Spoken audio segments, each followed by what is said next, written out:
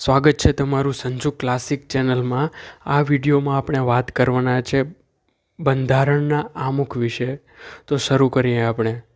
તો પહેલું આપણે જોઈએ કે આમુખમાં થયેલ સુધારાઓ. તો આમુખમાં માત્ર એક જ વાર સુધારો થયો છે. 42માં બંધારણીય સુધારા 1976 દ્વારા આમુખમાં 3 શબ્દો ઉમેરાયા: સમાજવાદી, બિનસાંપ્રદાયિક અને અખંડિતતા. એટલે કે મિત્રો, આમુખમાં અત્યાર સુધીમાં માત્ર એક જ વાર સુધારો થયો છે અને એ 42માં બંધારણીય સુધારો 1976માં સમાજવાદી, બિનસાંપ્રદાયિક અને અખંડિતતા એવા 3 શબ્દો આમુખમાં ઉમેરવામાં આવ્યા હતા. ઓકે, ત્યારબાદ છે આમુખનો ઉદ્દેશ પ્રસ્તાવ રજૂ કરનાર પંડિત જવાહરલાલ નહેરુ. એટલે કે પંડિત જવાહરલાલ નહેરુએ બંધારણ સભામાં આમુખનો ઉદ્દેશ્ય પ્રસ્તાવ રજૂ કર્યો હતો.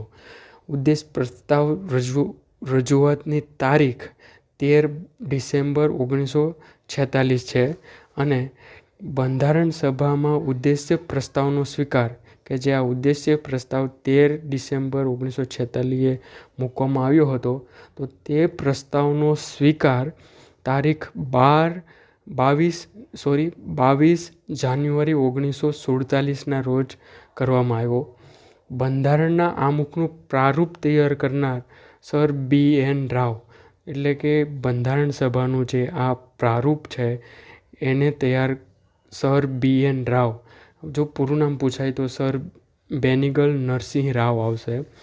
બંધારણમાં આમુખ તરીકે અધિનિયમિત થયું.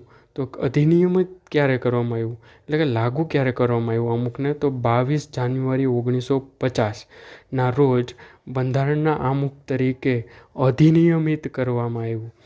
આમુખનો અગત્યનો સ્ત્રોત, એટલે કે આમુખનો જે મોટાભાગનો ઉદ્દેશ્ય છે તે અમેરિકામાંથી લેવામાં આવ્યો છે. ક્યાંથી? અમેરિકામાંથી.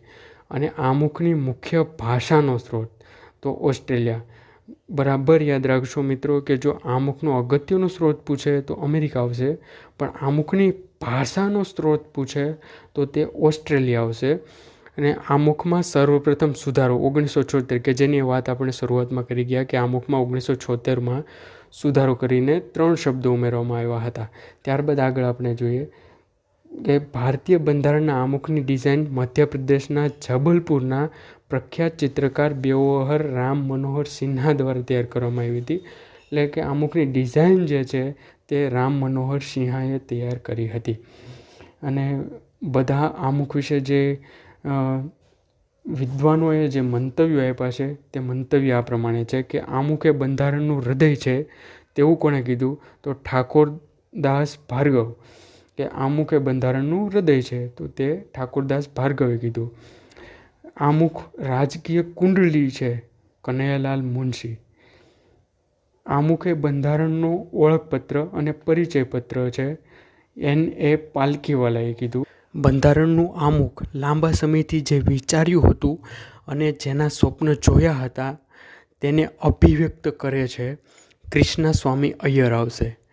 બંધારણના આમુખને અમેરિકાની આઝાદીની ઘોષણા સાથે સરખાવ્યું અને બંધારણના આત્મા તરીકે ઓળખાવ્યું M. હિદાયતુલ્લાહ.